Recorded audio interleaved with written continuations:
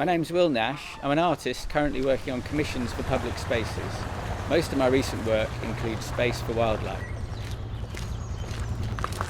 My first Swift Tower was commissioned in 2020 for a village called Shalford.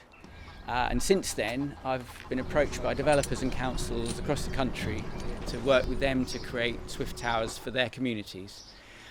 So now I'm working on my 8th Swift Tower for Dinton Pastures.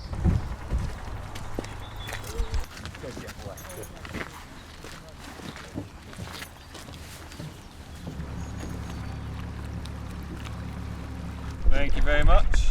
So what are these poles for? Tell me. Rolling it out. This is for rolling the pole onto the island. Installing a Swift Tower on an island is quite tricky. Turns out more tricky than I'd anticipated anyway. Just to try and get these rollers up there. I'm going to angle it now into that hole.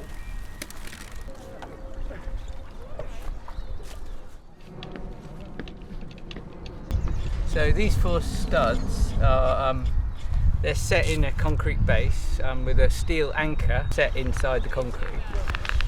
And then these nuts that I'm putting on now will determine the level of the bottom of the base plate. And then once we've got the tower sort of hinged upright, I can check whether it's vertical or not. And then I've got adjustment with these nuts above and below the base plate to allow me to get it level, or vertical rather. Bit eager. Onto there.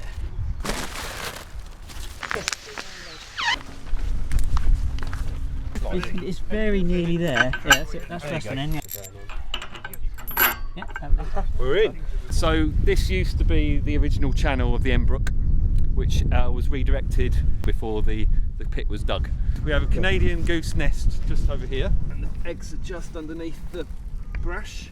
There you go, there's quite a few of them. It's about 6. And we've got to mind that there's a goose over there laying on a nest as well, so we'll just try and keep away from her.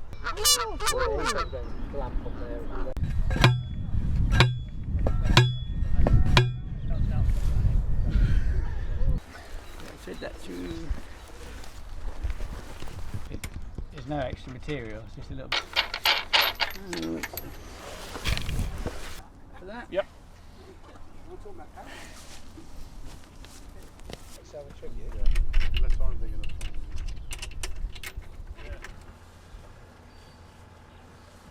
Well, he's going to probably connect a load of strops together.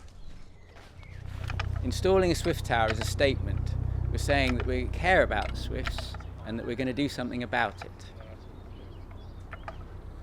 Good.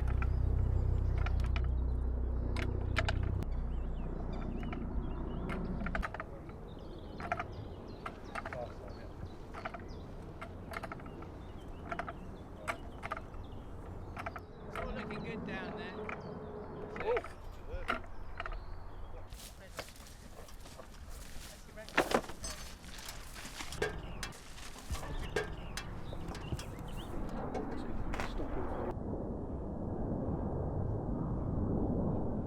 My name is Simon Bartlam. I'm the Countryside Officer for Wokingham Borough Council's Countryside Service. We've done wildlife biodiversity projects, improvements on all of our sites as a countryside team. And that's in the past has include large San Martin walls, nest boxes for swallows. We've never done anything in the past about swifts. The Swift Tower we went for isn't just a functional nest box, but it's actually a fantastic art installation as well. Going to run the MP3 player, which is in here, and then there are speakers in the very top of the tower. This is like an off-grid Swift call system. I'll activate the calls now. In here we've got a lithium battery. Blue thing is the charge controller. This is the timer, and this is the MP3 player. That's it really. It's pretty simple. And so the main thing we're trying to do is trying to trick the swifts into thinking that there are swifts already nesting in the tower. So if they're looking for a nest, they'll think, well, this is probably a good spot, and they'll come and check it out.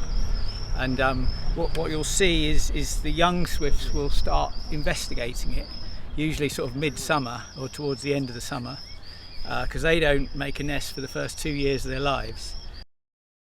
We've managed to do it. It's been great working with the team from Dinton Pastures. I'm really proud of how it looks. It's a real landmark. You can see it from way across the lake, and it just feels like it's the right thing for this place. Now we just have to wait for the swifts to arrive.